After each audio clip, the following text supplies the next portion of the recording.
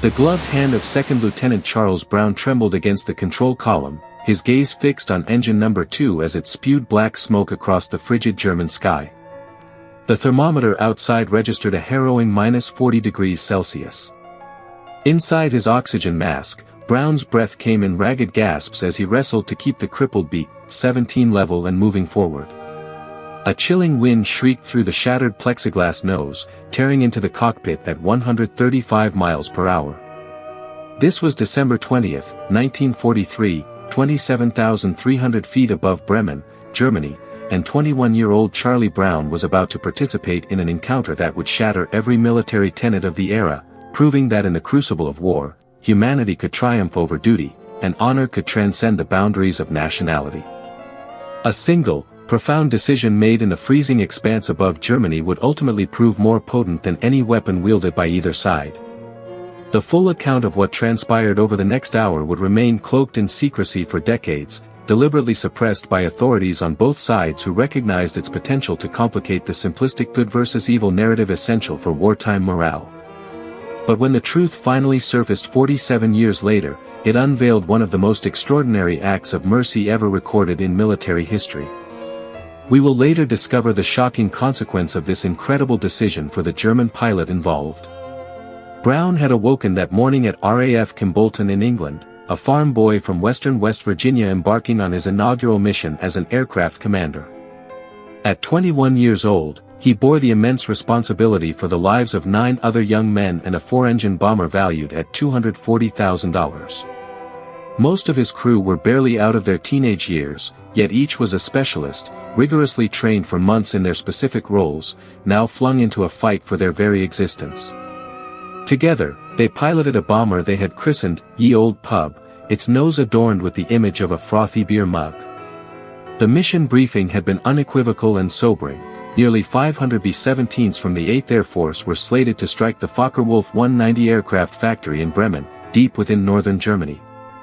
This facility was a critical producer of some of the Luftwaffe's deadliest fighters, and German high command was expected to defend it ferociously. Intelligence reports indicated the target was protected by 250 flak guns, meticulously arranged in concentric rings around the city. Hundreds of Luftwaffe fighters from multiple Jägerschwaders were anticipated to intercept. The briefing officer's words had been stark: expect heavy resistance. Expect counterattack. Expect casualties. Some of you won't be coming back. Brown's crew had been assigned to Purple Heart Corner, the most perilous position in the formation. This was the vulnerable edge of the bomber stream, the exposed flank where German fighters concentrated their assaults. Isolated bombers in this position rarely survived concentrated attacks. The veterans knew what the assignment meant, calling it the coffin corner. The new crews exchanged pale glances, remaining silent. The weather over the North Sea had been brutal. Ice accumulated on the wings and windscreens as temperatures plummeted during their ascent to bombing altitude. 3 bombers had already turned back with mechanical issues before even reaching German airspace, forcing the formation to compress and thrusting Brown's aircraft into an even more exposed position. The mission began to unravel during the bomb run. As Ye Olde Pub commenced its 10-minute approach, anti-aircraft fire erupted around them like deadly black flowers with crimson centers. The first shell detonated directly in front of the aircraft, shredding the plexiglass nose and sending shrapnel tearing through the forward compartment. The concussion completely knocked out engine number 2 and damaged engine number 4, which began to overspeed dangerously. Brown fought the controls as the bomber slowed, unable to maintain formation speed. The other B-17s surged ahead, their contrails fading into the distance. Ye Olde Pub fell behind, alone, a wounded bird separated from its flock. That was when the predators arrived. At least 12 Messerschmitt 109s and Fokker-Wulf 190s of Jägerschwader 11 swarmed the crippled bomber. For over 10 minutes, they attacked in relentless waves. Brown's only recourse was to turn into each attack, using his remaining forward guns to disrupt their aim. This defensive maneuver was just enough to keep them alive, but the damage mounted with terrifying speed. Engine number 3 sustained hits that reduced it to half power. The bomber now had effectively only 40% of its total rated power available. The oxygen system ruptured, and both Brown and his co-pilot, Second Lieutenant Spencer Luke, lost consciousness. Without oxygen at 27,000 feet, they had mere minutes to live. The bomber began to fall. Ye Olde Pub plummeted through the sky, spiraling toward the frozen German countryside below. At 3,000 feet, barely above the rooftops of Oldenburg, Brown regained consciousness. His rigorous training kicked in. He pulled back on the controls with every ounce of strength, and somehow, impossibly, the bomber leveled out. They were so low that Brown could discern the expressions of shock on the faces of German civilians below, watching an American bomber pass close enough to shear tiles off their roofs. Brown's eyes scanned the ground as he took inventory of the damage, his stomach dropping. The hydraulic system was obliterated, meaning no flaps, no brakes, and manual landing gear deployment only. The electrical system barely functioned. Half the rudder was gone, shot completely away. The entire tail section was shredded, resembling Swiss cheese. The horizontal stabilizer had been hit so many times it was miraculous it still provided any control authority. 10 of the bomber's 11 defensive guns were frozen solid or utterly destroyed. Only the top turret guns and one nose gun still worked, leaving them nearly defenseless. The nose section had been blown completely open. The plexiglass bombardier compartment had shattered, creating a howling wind tunnel that rendered communication almost impossible and threatened to tear apart anything not secured. Shell fragments had punctured fuel tanks. Hydraulic fluid streamed from severed lines, freezing into crevices in the -40-degree air. Control cables had been cut, held together by just a few strands. In the rear of the aircraft, Sergeant John H. Eckenrode, the tail gunner, lay dead at his position, killed instantly by a 20mm cannon shell. Several other crew members were severely wounded, including waist gunner Alex Yelysenko, who had taken shrapnel to his leg and shoulder. The ball turret gunner, Sam Blackford, was unconscious from oxygen deprivation and had to be pulled from his position.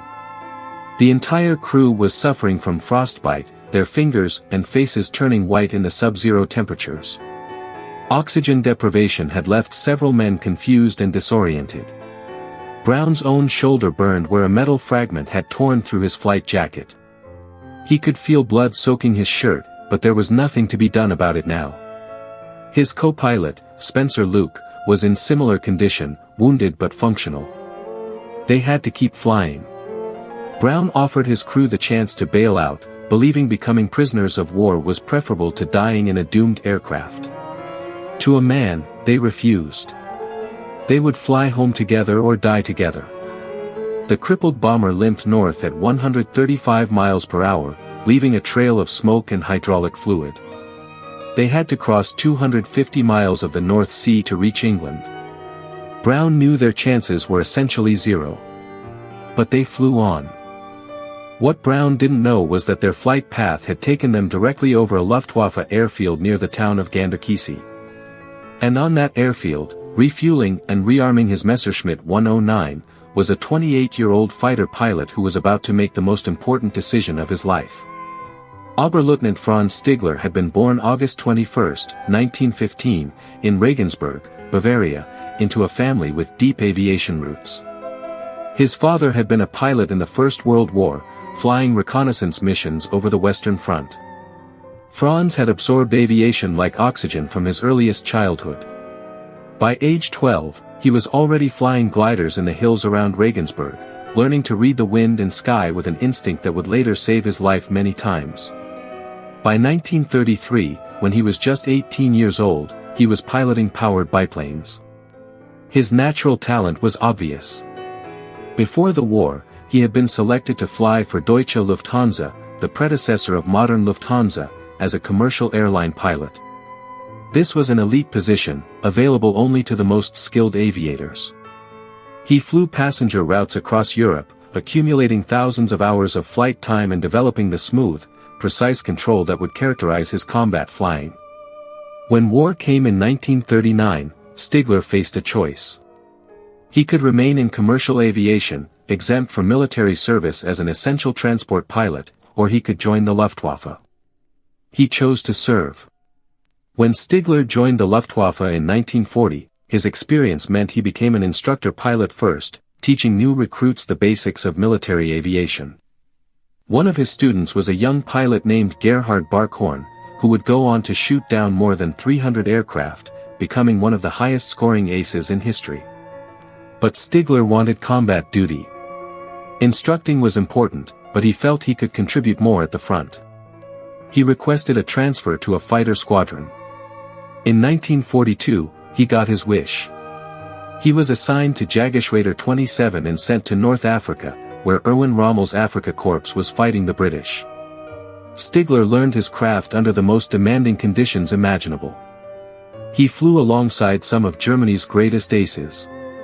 The desert was an unforgiving teacher. Engine failures meant death in the sand. Navigation errors meant disappearing forever. But it was also a place where a certain kind of chivalry still existed. British and German pilots who shot each other down in the morning sometimes shared drinks in the evening after being captured. There were rules, unwritten rules, but understood. One experience in North Africa would shape everything that followed. His squadron commander, Gustav Rödel, who had served with distinction since the Battle of Britain, gathered his pilots one day for what seemed like a routine briefing. But Rödel's words were anything but routine. "You are fighter pilots first, last, always," Rödel had said, his voice hard as iron. "If I ever see or hear of you shooting at a man in a parachute, I will shoot you myself." The message was clear. There were limits, even in war. There were lines that honorable men did not cross. A pilot descending in a parachute was defenseless, helpless. To kill such a man was murder, not combat. Stigler never forgot those words. By December 1943, Stigler had returned to Germany after the collapse of the Afrika Korps. He had 27 confirmed victories to his name and was approaching the threshold for earning the Knight's Cross of the Iron Cross, one of Nazi Germany's highest military honors. For a fighter pilot, the medal meant everything: recognition, honor, proof that you had done your duty. It meant you had survived when so many others had died. That morning of December 20th, Stigler had already shot down 2 B-17s. One more bomber and he would be closer to his Knight's Cross. Stigler was on the ground when he heard the distinctive sound of American engines struggling overhead.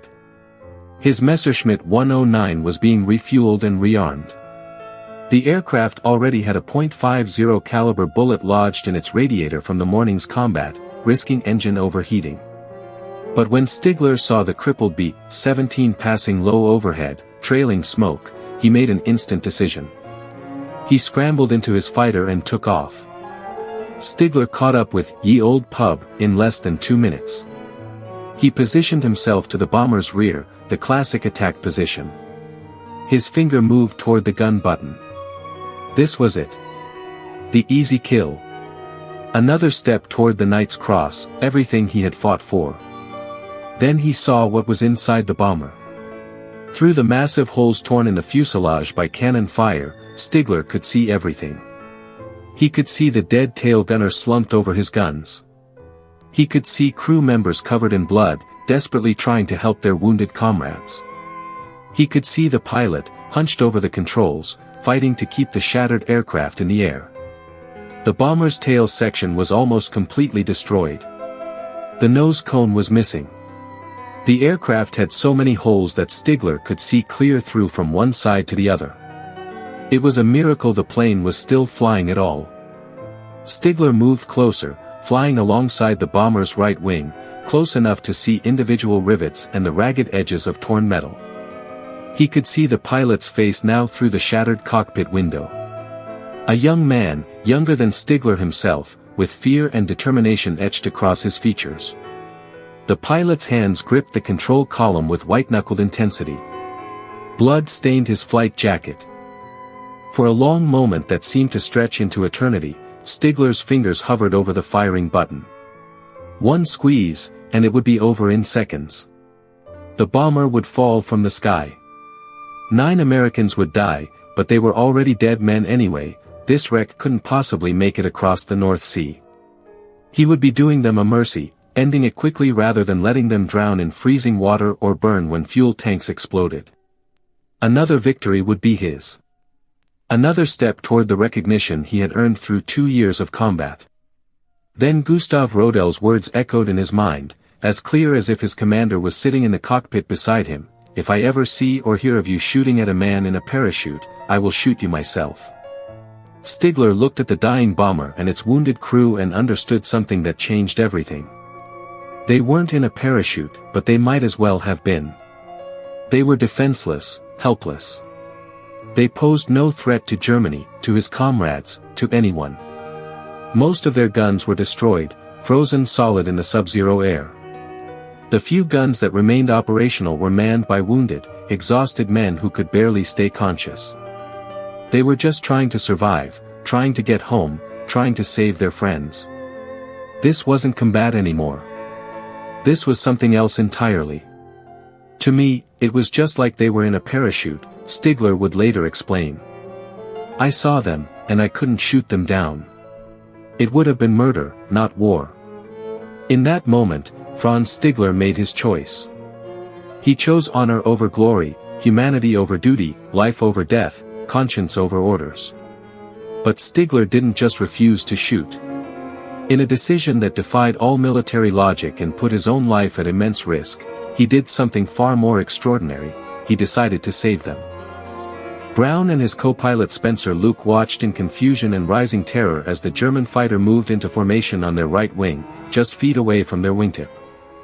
This was it, they thought. The end. The fighter would finish them off at point-blank range where even a child couldn't miss. They would never see it coming.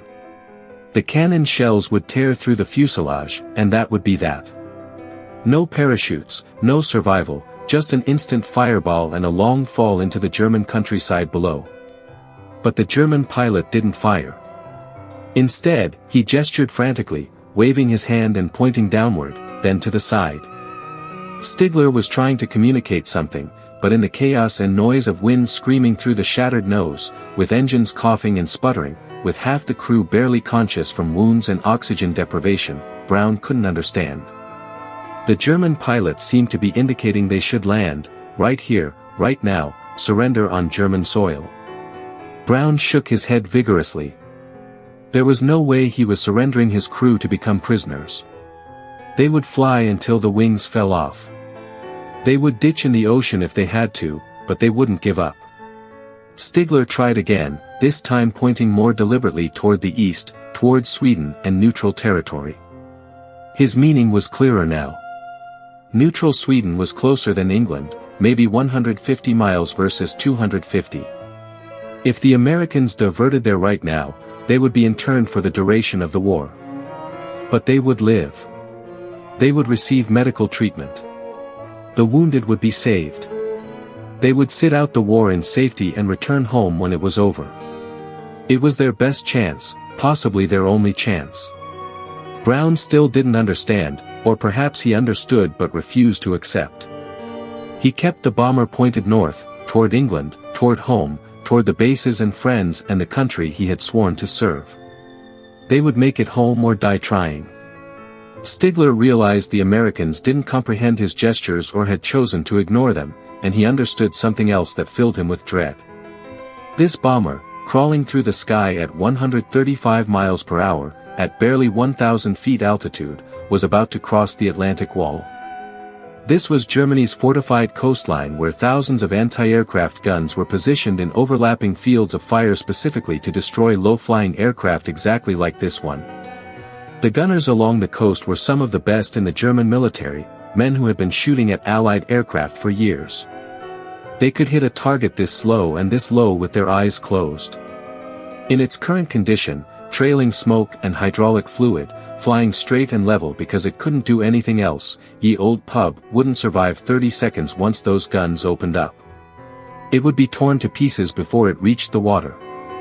So Stigler made another decision that defied all military logic and made what he had already done seem almost reasonable by comparison. He moved his fighter into tight formation on the bomber's left wing, so close that Brown could see every detail of the German pilot's face through the canopy, so close that their wingtips were separated by mere feet. Close enough that any turbulence, any slight miscalculation, any moment of inattention, would cause a catastrophic collision that would kill everyone. Stigler looked across the space between them and made eye contact with Brown. For several seconds, the two pilots stared at each other. Then Stigler did something that changed everything. He saluted. It was a formal military salute, the kind rendered between officers of equal rank. A salute of respect, of recognition, of one warrior acknowledging another. A salute that said, "I see you. I know what you're doing. I know you're trying to save your men. I honor that." And then Stigler did something even more remarkable. He stayed in formation, holding position on the bomber's left wing with the precision of an air show demonstration pilot. German anti-aircraft gunners on the ground were trained to shoot at any aircraft that came within range, to fire first and identify later. The standing orders were clear: if it flies, if it's low, if it's over Germany, shoot it down. No exceptions, no hesitation. Thousands of Allied aircraft had been destroyed by these guns. The gunners were veterans, experienced, deadly accurate. But the gunners were also trained to recognize their own aircraft. They knew the distinctive silhouette of a Messerschmitt 109. They knew what German formations looked like. They knew their own squadron markings and corps signs. When they looked up and saw a Messerschmitt 109 flying in tight formation with a bomber, flying so close that the two aircraft looked almost connected, their training told them something different than their standing orders.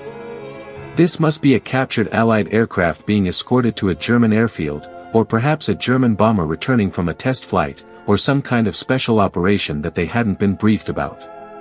Whatever it was, the presence of the German fighter meant don't shoot. Stigler used his own aircraft as a human shield. He risked his life, risked being shot down by his own anti-aircraft guns if they recognized the bomber as American to protect an enemy aircraft.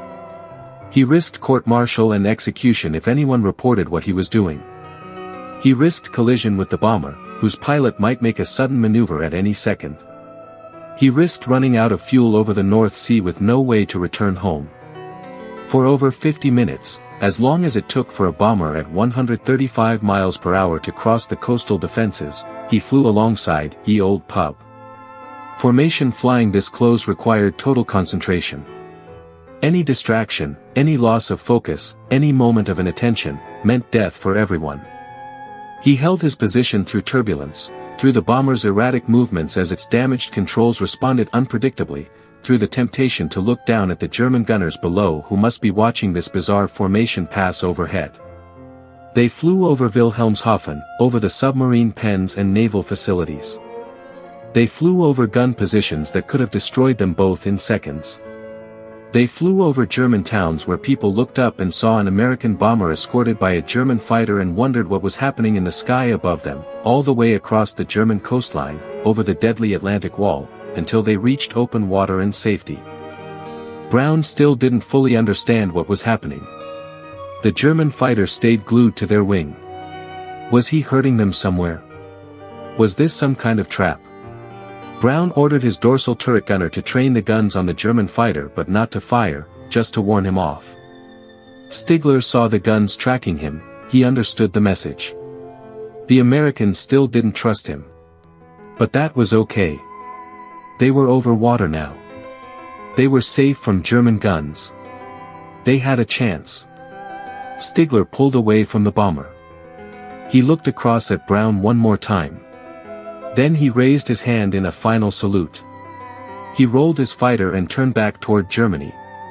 Brown watched the German fighter disappear into the clouds, dwindling to a speck and then vanishing entirely. His mind reeled, trying to process what had just happened. A German fighter pilot, an enemy combatant whose job was to kill Americans, had just saved their lives. Not just refrained from shooting, but actively escorted them to safety, putting his own life at risk to do it.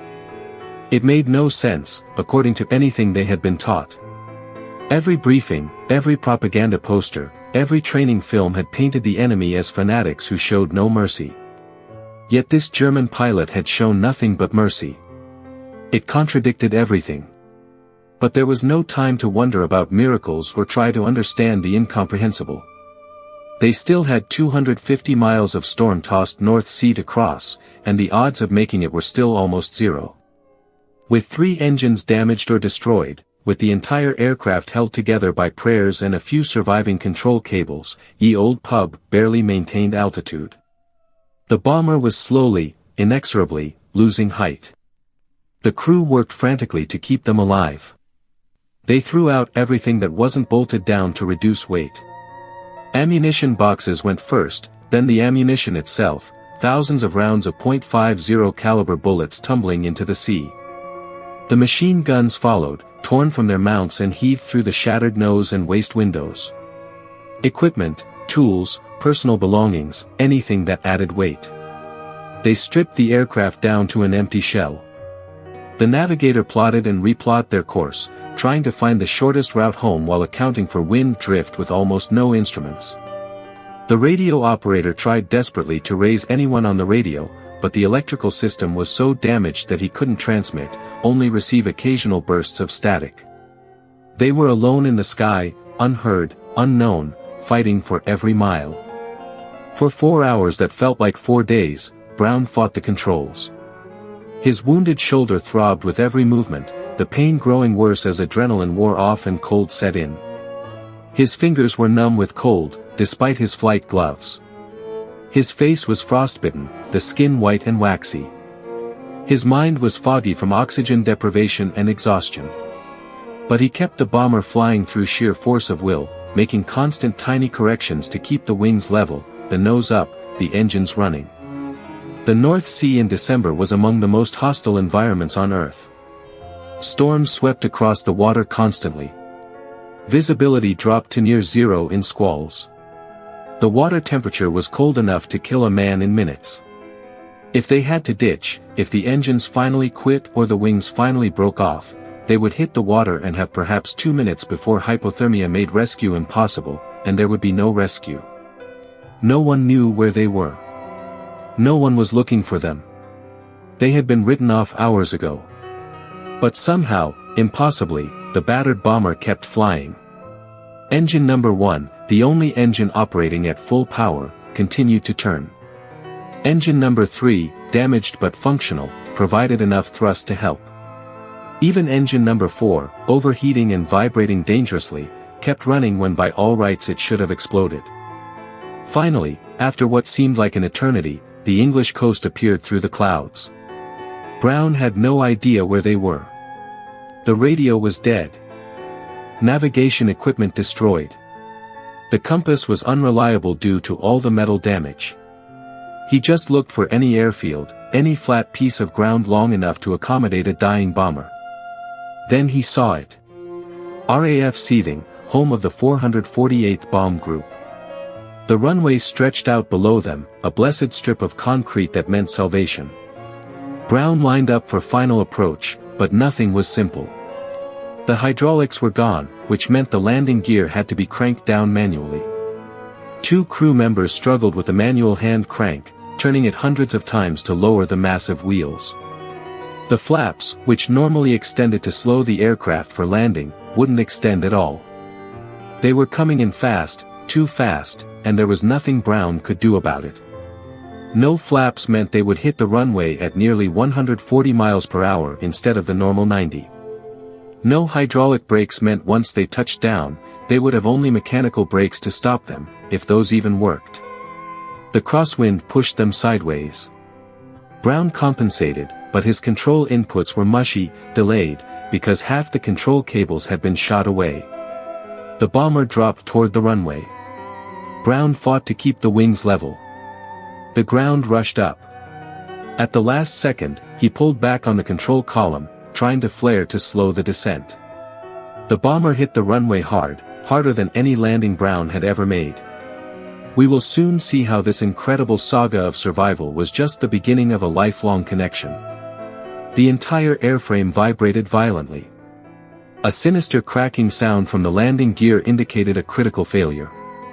The bomber lurched upward, soaring 20 feet back into the air, momentarily suspended before crashing down again. This time, the landing wheels remained on the ground. They were moving, skidding sideways, but maintaining forward momentum. Brown engaged the mechanical brakes, but the aircraft's speed was still too high. The runway's end loomed ahead, and an overshoot was inevitable. There was nothing left to do. The bomber rolled past the tarmac, onto the grassy expanse, jolting and swaying, before finally coming to rest in a muddy field. Silence descended for several seconds. Then, Brown reached up and deactivated all engine switches. The abrupt quiet was disorienting, a stark contrast to the hours of deafening engine roar and screaming wind. The crew sat in stunned disbelief, unable to grasp their survival, their return home, or the sheer impossibility of what they had just endured. When the airmen finally exited the Olde Pub, using the gaping holes in the fuselage as handholds because the regular hatches were either jammed or destroyed, ground personnel stared in astonishment. Maintenance officers and flight crews converged from all directions, drawn by the incredible sight of a seemingly wrecked aircraft that had somehow remained intact. The bomber appeared as if it had been put through a shredder and then incorrectly reassembled. Maintenance personnel circled it silently, tallying bullet holes, assessing the damage, and shaking their heads. They counted over 400 perforations in the fuselage. Some were small, from machine gun fire, while others were massive, created by 20mm and 30mm cannon shells. One could look straight through the aircraft from one side and see daylight on the other. The tail section clung precariously to the rest of the bomber, secured by only a few structural components that should have failed under any flight conditions. The nose was completely gone, a jagged aperture where plexiglass and metal had once been. 3 of the 4 engines were either destroyed or damaged beyond repair. The wings resembled lace, so riddled with holes that their ability to generate lift seemed utterly impossible. One veteran maintenance officer, who had inspected hundreds of damaged bombers, remarked that he had never witnessed an aircraft so extensively damaged still capable of flight. Another declared it a miracle that anyone had survived, stating that by all laws of aerodynamics and probability, this plane should have plummeted from the sky over Germany. A third simply suggested that God himself must have been the co-pilot, as no human pilot could have brought such a wreck home. During the debriefing, held in a chilly office with intelligence officers accustomed to every conceivable combat narrative, Brown recounted every detail to his commanding officers. He described the flak damage, the fighter assaults, the uncontrolled spiral towards the earth, and the recovery at 3,000 feet. He detailed the extensive damage to the aircraft, the casualties, and the desperate flight northward. Then, he relayed an event that caused the intelligence officers to cease writing and look up with expressions of disbelief. He described the German fighter pilot who had escorted them to safety. He explained how the enemy pilot had positioned his aircraft to shield them from anti-aircraft fire. He recounted the salute. He described how this German pilot had risked his own life, disobeyed his orders, and committed what could be considered treason under Nazi military law, all to save 10 American airmen he had never met. The officers listened in absolute silence. When Brown finished, no one spoke for an extended moment. Then, the ranking intelligence officer closed his notebook and made a decision that would keep this story hidden for nearly 5 decades. The incident was classified as secret. No one, under any circumstances, was to speak of it. Ever. Not to other crews, not to family, not to friends, not to anyone. The classification would remain in effect indefinitely, with any violation resulting in a court-martial. The rationale was clear and coldly logical. The tale of a chivalrous German pilot might encourage Allied aircrews to lower their guard, to hesitate in combat, to seek mercy where none existed. It could foster sympathy for the enemy at a time when the war effort demanded absolute demonization of the opponent. In total war, there was no room for such complexities. The narrative had to remain simple: us versus them. Good versus evil. Democracy versus fascism. There could be no shades of gray, no enemy with a conscience, no German capable of mercy. The official line was stated bluntly: you can't be human and be flying in a German cockpit. They're all Nazis, all fanatics, all killers. What you experienced was an aberration, possibly an attempted deception. Don't speak of it. Don't think about it. Don't let it change how you fight this war. Brown was ordered to sign a document acknowledging the classification. He complied. He understood the reasoning, even if he disagreed with it. He had witnessed what he had witnessed. He knew what he knew. But he would keep silent. He completed his combat tour, flying more missions, losing more friends, and watching more bombers fall from the sky. He returned home to West Virginia when the war ended, finding it difficult to reintegrate into civilian life. He attended college on the GI Bill, earning a degree. He rejoined the newly formed United States Air Force in 1949, unable to completely leave military service behind. He served in the Office of Special Investigations, ironically hunting Nazi war criminals. He served with the Joint Chiefs of Staff, working on strategic planning. He held various other assignments across 2 decades until his retirement in 1972 with the rank of lieutenant colonel.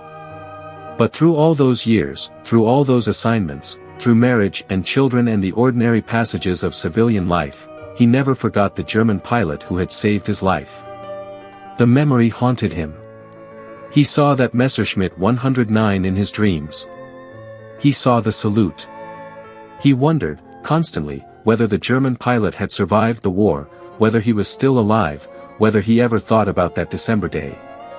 Meanwhile, thousands of miles away, Franz Stigler landed his fighter at his base near Bremen and made a decision that would define the rest of his life. He said nothing about what he had done.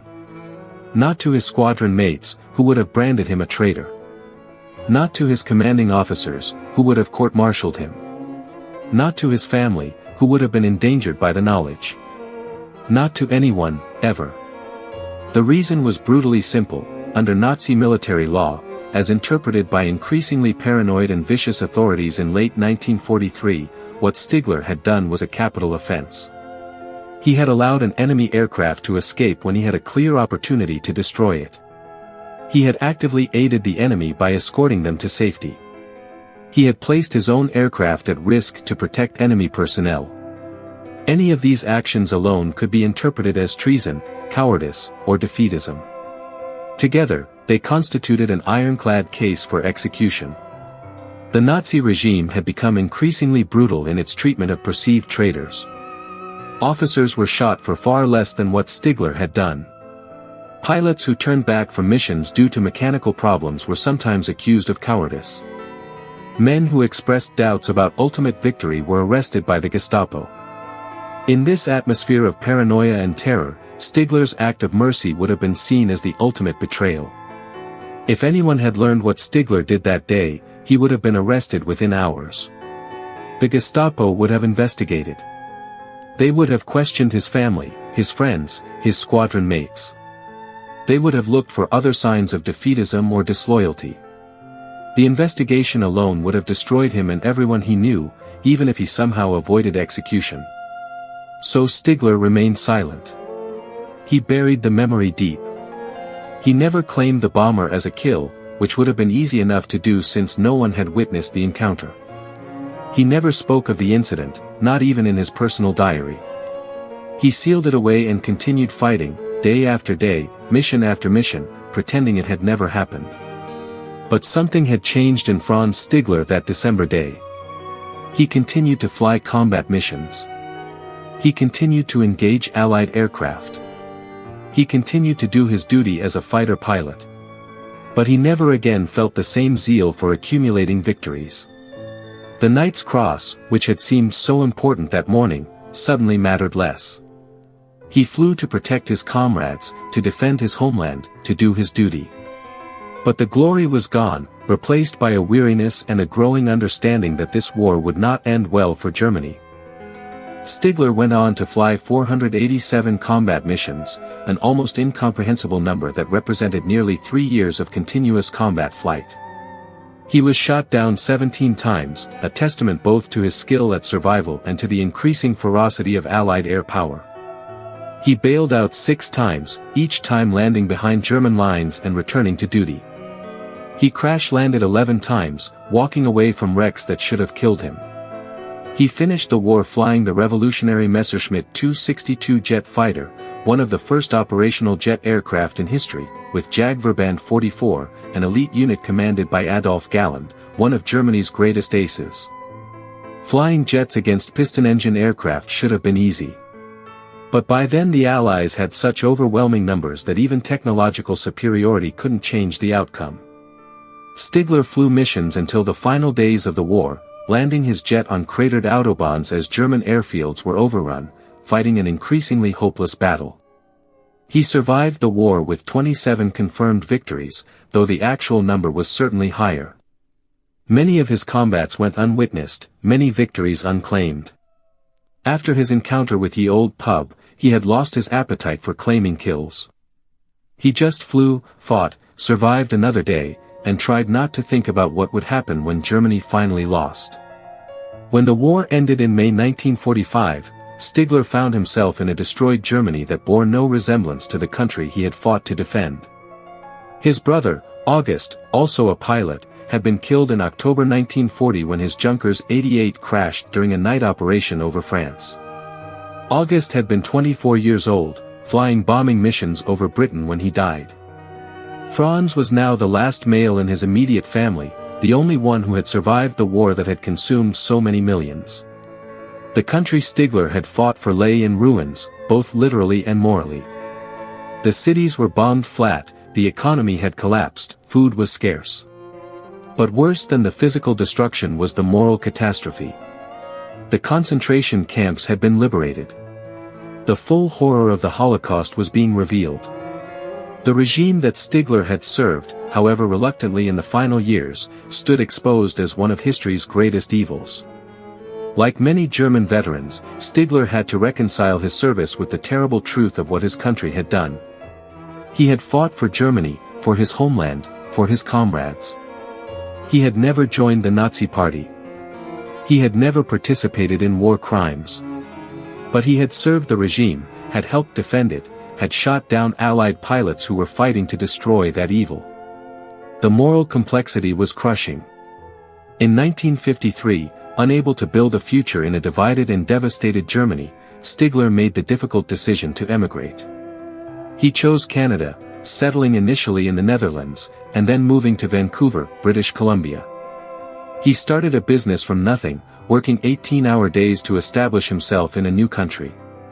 He married, raised a family, learned English, and became a Canadian citizen. He tried to put the war behind him, to build a new life, to forget the past. But one memory stayed with him always, vivid and inescapable, the memory of a December day in 1943 when he had made a choice that defined who he was. The memory of a crippled bomber and wounded men trying to survive. The memory of a young American pilot fighting to save his crew. The memory of a decision to choose mercy over duty, humanity over orders, conscience over career. Stigler never spoke of it, not even to his wife, not for decades. The secret sat inside him like a stone.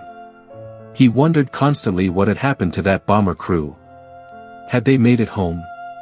Had they survived the war? Did they remember him? Did they understand what he had risked? Or did they think it had been some kind of trick, some German deception? The two pilots lived parallel lives for decades, never knowing if the other had survived the war. Brown built his life in Miami, Florida, working in energy and environmental research, raising a family, trying to forget the war but never quite succeeding. Stigler built his life in Vancouver, running his business, raising his family, trying to forget the war but carrying always that one memory that refused to fade. They lived on opposite sides of the continent, separated by thousands of miles and decades of silence, completely unaware of each other's existence.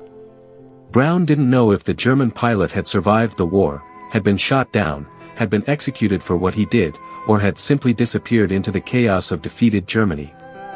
Stigler didn't know if the bomber had made it across the North Sea, if the crew had lived or died, if his mercy had mattered or been wasted on men who died minutes after he left them. They were connected by an invisible thread. Two men bound together by 30 minutes in December 1943, but separated by circumstance, by geography, by the classification stamp on a military file, by the silence that both had maintained for different reasons. Then, in 1986, everything changed. Brown was invited to speak at the Gathering of Eagles, a reunion of pilots at the Air Command and Staff College at Maxwell Air Force Base in Alabama. This was a gathering of veterans, men who had flown in every theater of World War II, Korea, and Vietnam, men who had seen everything combat aviation could throw at them. During a question-and-answer session after his formal remarks, someone asked if he had any particularly memorable missions from World War II. Brown hesitated. He had been ordered never to speak of the incident, but classification was still technically in effect even 43 years later. But he was retired now, a civilian. The war was ancient history. Most of the people who had classified the story were long dead. The Soviet Union was collapsing, the Cold War ending. What harm could it do now to tell the truth? And more than that, Brown was old enough now to understand that some stories needed to be told. That history belonged to more than just governments and generals. That there were truths which mattered more than classification stamps and military orders. So, for the first time in 43 years, Brown broke his silence. He told the story of the German fighter pilot who had saved his life. He described the encounter in detail, the salute, the escort, the mercy shown to enemies, the choice to save rather than kill. The audience of hardened combat veterans sat in stunned silence. These were men who had flown through flak and fighters, who had lost friends, who had killed enemies, who understood the brutal mathematics of aerial warfare. Some openly wept as Brown spoke. Others sat stone-faced, processing what they were hearing. A few seemed skeptical, wondering if age and trauma had distorted Brown's memories. Could such a thing really have happened? In the midst of total war, when the survival of civilization itself seemed to hang in the balance, could an enemy pilot have chosen mercy? Could a German fighter pilot, serving perhaps the most evil regime in human history, have possessed such humanity? After the speech, something fundamental changed in Charlie Brown. He realized he needed to know. After 43 years of silence, after 43 years of wondering, he needed to find out if the German pilot had survived. He needed to thank the man who had given him 43 more years of life, who had allowed him to come home, to marry, to have children, to build a life. He needed to close this circle, to find an answer to the question that had haunted his dreams for nearly half a century. Brown's search consumed the next 4 years of his life.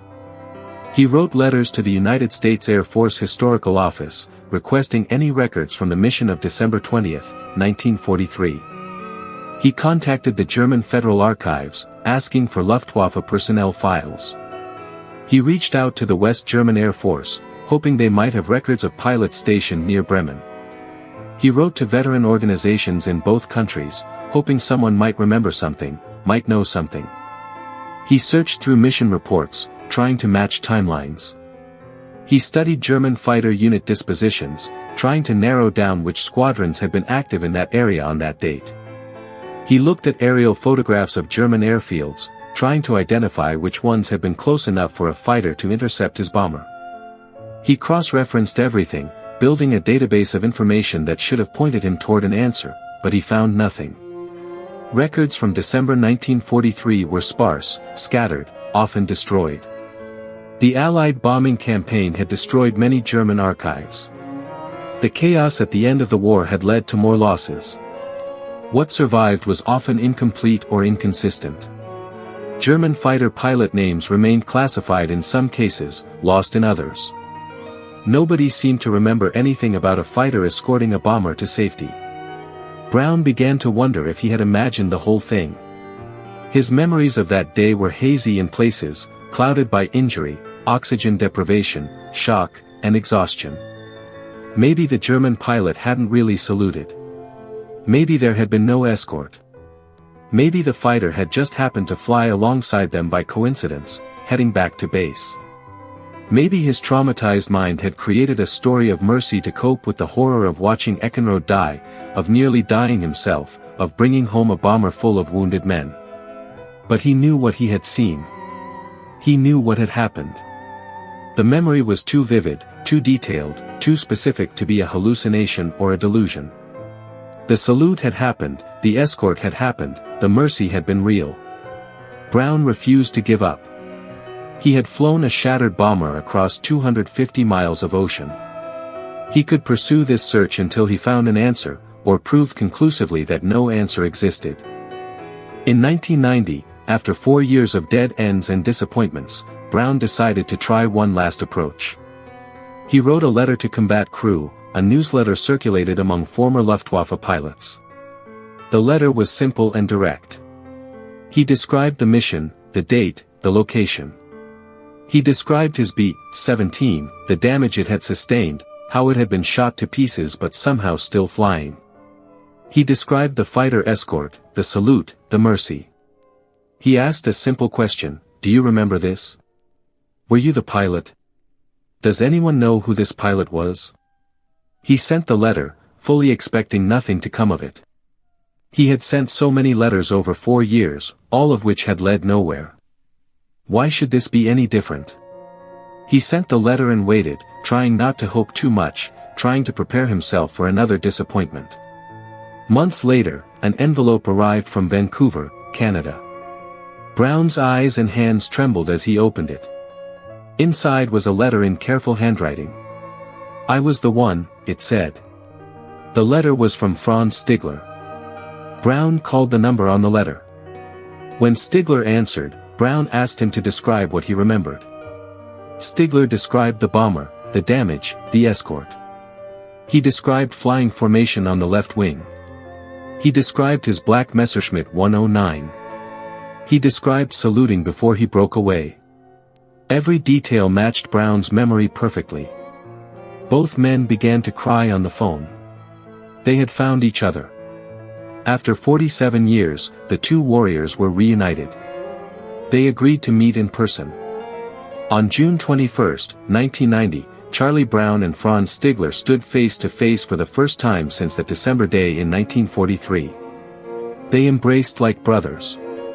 For Brown, it was like a weight lifted from his shoulders. The nightmares that had plagued him for decades began to fade. He finally had answers to questions that had haunted him for nearly half a century. For Stigler, it was vindication. His choice to spare the bomber had been right. These men had gone on to live full lives, to raise families, to contribute to society. He had made the right decision, even though it had cost him advancement toward the Knight's Cross, even though it could have cost him his life.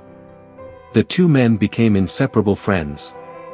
They visited each other frequently, traveling between Vancouver and Miami. They appeared together at air shows, veteran reunions, and history conferences, telling their story to anyone who would listen.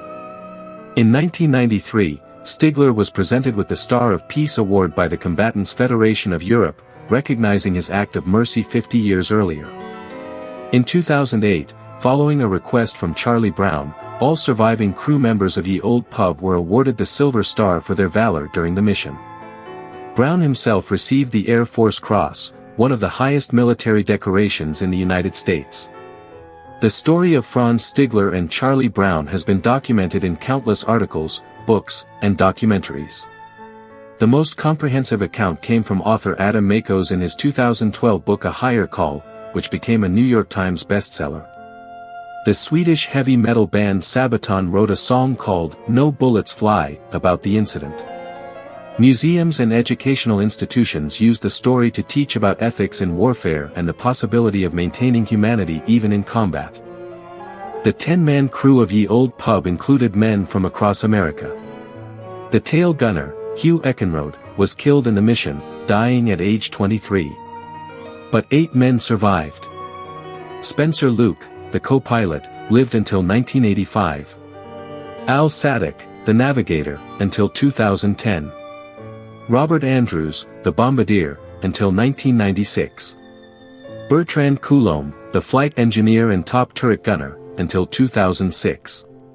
Richard Pechout, the radio operator, until 2013.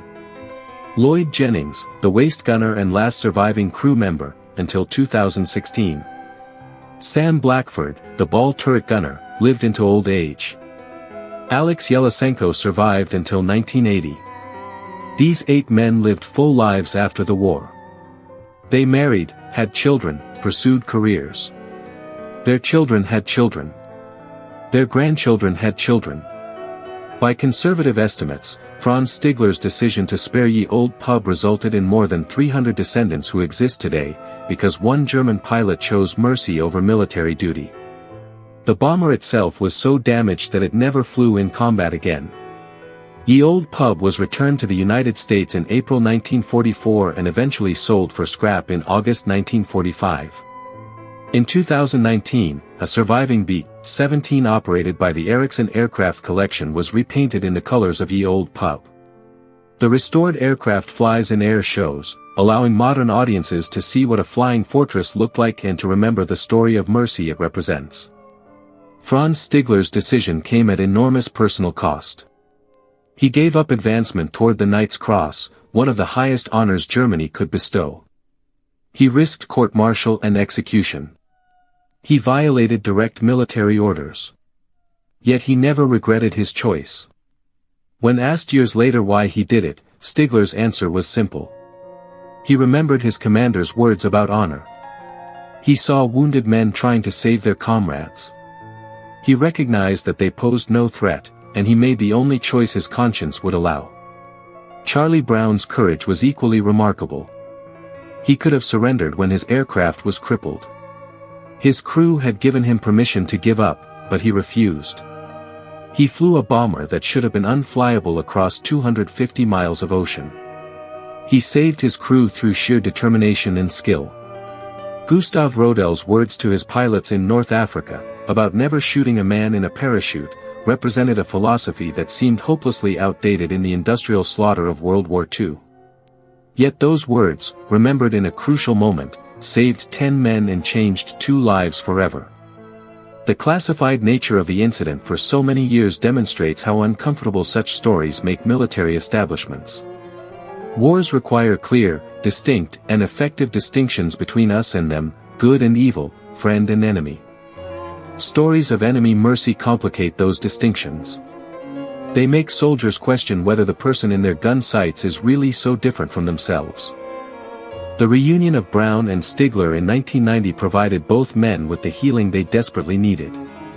For Brown, it ended decades of wondering and nightmares. For Stigler, it validated a choice he had made at enormous risk, and that he had carried in silence for nearly 50 years. Their friendship in the final years of their lives showed what could be possible when warriors meet as human beings, rather than as symbols. They traveled together, spoke together, and became as close as actual brothers. When one died, the other followed soon after, as if neither could bear to be separated again. The friendship lasted 18 years. In 2008, both men's health began to fail. On March 22, 2008, Franz Stigler died in Vancouver at age 92. 8 months later, on November 24, 2008, Charlie Brown died in Miami at age 86. They were buried thousands of miles apart, but their families knew that in the most important way, they would always be together. In a book Stigler had given to Brown years earlier, Franz had written an inscription that captured everything about their relationship. In 1940, "I lost my only brother as a night fighter," Stigler had written. On December 20, 1943, "I was able to save a B-17 from its destruction, of a pilot named Charlie Brown. He is for me as precious as my brother was. Thanks Charlie, your brother, Franz." On that frozen December day in 1943, 27,000 feet above Germany, 2 men met as enemies. They parted as something more. 47 years later, they found each other again as brothers. The men who fought against America left the most honest record of its power. Battlescars brings you one of those stories every single day. If this one held you to the end, subscribe, tomorrow's story is already waiting. And your next one is right here.